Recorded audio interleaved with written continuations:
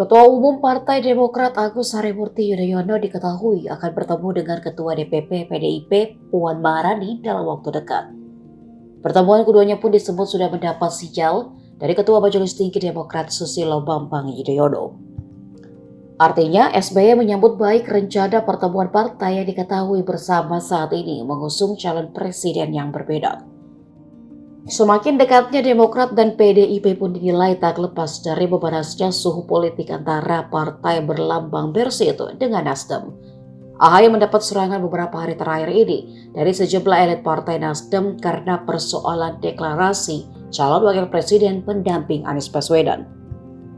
Kondisi ini bisa menjadi ancaman goyangnya soliditas koalisi perubahan. Direktur Eksekutif Institute for Democracy and Strategic Affairs Ahmad Khairul Umam mengungkapkan respon positif Demokrat terhadap komunikasi tawaran kerjasama PDIP tampaknya dipicu manuver elit Partai Nasdem yang belakangan justru menyerang AHY. Dilansir dari Kompas.com, di tengah eskalasi suhu politik antara Demokrat dan Nasdem, menurut Umam, pendekatan PDIP ke Partai Demokrat berpeluang menggoyahkan soliditas koalisi perubahan untuk persatuan. Demokrat sangat mungkin melakukan evaluasi terhadap koalisi perubahan dan elektabilitas Anies yang terus menurun. Bersamaan dengan itu, tak menutup kemungkinan buat Demokrat membangun kerjasama dengan PDIP. Jika hal itu terjadi, maka koalisi perubahan terancam bubar.